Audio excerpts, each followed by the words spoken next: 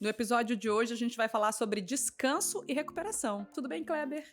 Tudo bem, Cris? E você? Tudo ótimo. Que bom. Vamos lá, então?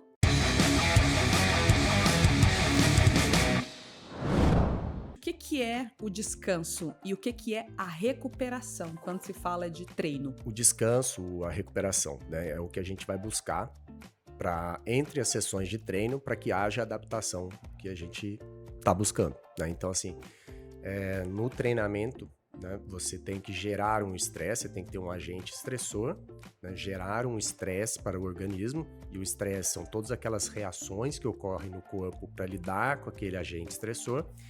E após esse estresse, o processo adaptativo que acontece. Esse processo adaptativo acontece no descanso, acontece na recuperação.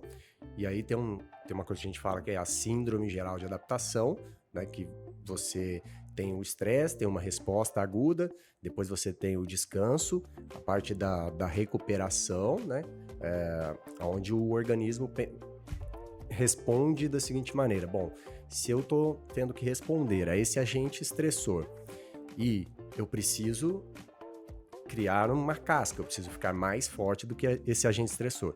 Então a resposta natural do organismo é te dar um pouquinho a mais, uma super compensação para que você, na próxima vez que você enfrente um agente estressor como aquele, naquela magnitude, você esteja mais apto, mais apta a responder. Então, o descanso é o que a gente faz para a gente ter essa recuperação e essa super compensação que vai gerando uma adaptação positiva. Você vai se tornando mais forte, mais hábil, mais adaptado àquele agente estressor, né? E o que determina esse tempo de descanso? Ele é diferente para cada pessoa? O tempo de descanso é diferente para cada pessoa, é diferente para o tipo de atividade que você desenvolve, é diferente para o tipo de sinalização que você dá para o seu organismo, né? E é diferente pela magnitude do estresse ao qual você está respondendo, né? Ao tamanho do estresse que foi gerado no organismo. Então, assim, são todas variáveis importantes a serem consideradas, né? Por exemplo, vamos pensar numa atleta do sexo feminino de 35 anos que pedala há 3 anos e pedala em média 10 horas por semana. E um atleta jovem do sexo masculino de 14 anos de idade que pedala há 1 ano. Se eu der o mesmo treino para essas duas pessoas, provavelmente o tempo de recuperação entre os treinos, entre o treino que eu dou e o próximo treino vai ser diferente para essas pessoas, né? Porque essa pessoa é um pouco mais velha, do sexo feminino, esse aqui é mais jovem, do sexo masculino, essa tem uma carga de treino já um pouco maior, por um tempo maior, então tem um lastro fisiológico maior. E tem um menino de 14 anos que pedala há 1 ano, tem um lastro fisiológico menor, mas ao mesmo tempo uma capacidade de recuperar muito grande. Então, assim, tudo isso tem que ser observado para a gente tentar inferir qual que é aquele ponto máximo. A gente tem na literatura, né, algumas referências de tempo de recuperação entre sessões de treino de força, entre sessões de treinos aeróbicos, entre sessões de treinamento intervalado, de alta intensidade. Então, assim, a gente tem esse padrão, mas essa resposta é muito diferente, assim, de um indivíduo para outro. E mais importante, além da individualidade, é o contexto, né? Porque é diferente você fazer uma sessão de um treino intervalado, onde você vai fazer, por exemplo, 5 estímulos de 5 minutos, e você vai trabalhar ali, né, com a sua frequência cardíaca próxima do limiar ventilatório 2, do limiar 2.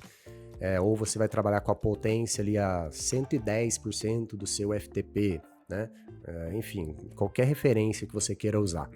É diferente você fazer um treino desse com uma temperatura de 20 graus, né?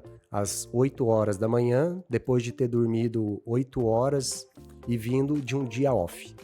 Ou você fazer esse treino depois de um treino de 3 horas, leve, mas que você fez com 38 graus, né?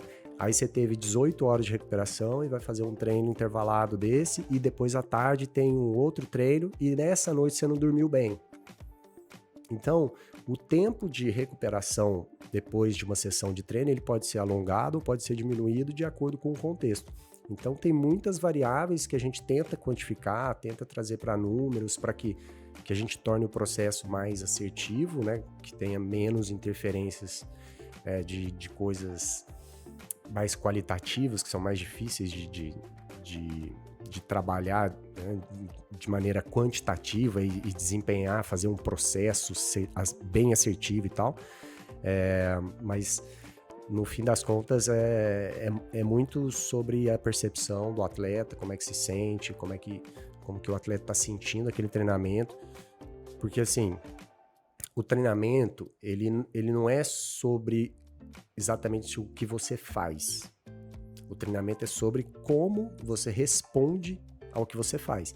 Então, no fim das contas, a gente pode falar aqui mais para frente, né, ou numa próxima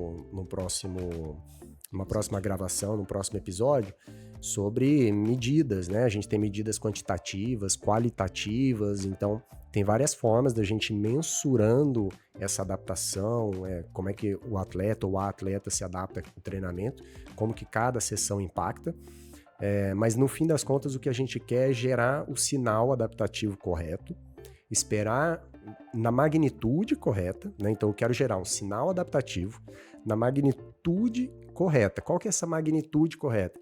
É um estresse que ele é autossuficiente para fazer o seu corpo ter que se adaptar a algo e ter uma demanda para aquilo, mas ele não é autossuficiente para que o tempo fique tão alongado que você perca sessões de treino de qualidade ao longo do tempo. Então, assim, é melhor eu ter um treino que eu use 95% da sua capacidade, mas daqui 3 dias eu posso estimular de novo? Ou é melhor um treino onde eu use 100% da sua capacidade, mas eu preciso de 10 dias para estimular de novo? A primeira opção, 95, né? Então, assim, isso tudo a gente tem que ir pesando, né? É o que eu falo que, assim, tem uma curva do risco-retorno que a gente vai medindo, porque não necessariamente o maior retorno no curto prazo é o melhor para você. Eu posso ter retornos muito expressivos num curto espaço de tempo, mas não necessariamente esse é o retorno que no composto, no longo prazo, vai te trazer os maiores benefícios, tá? Então a gente tem que estar sempre pensando nessa relação de custo, de custo e o retorno que você tem para cada sessão de treino, porque você precisa, no treinamento de endurance, você precisa fazer muitos treinos por muito tempo para ir se adaptando, né? Então acho que o importante é isso, a recuperação é o fator primordial para saber o quanto que você vai treinar. Então sempre que eu inicio o trabalho com os atletas, eu pergunto: quantas horas você dorme? Qual a qualidade do seu sono? Como que é a sua alimentação? Qual que é a qualidade da sua alimentação? Quantas horas você trabalha? Quão estressante é o seu trabalho? Você tem filhos? Você não tem filhos? Você é casado? Você é casada? Você, enfim, né, quão estressado no dia a dia você se sente? Porque são todas questões importantes para balizar isso. Quem é a pessoa que eu estou lidando? Qual que é o contexto?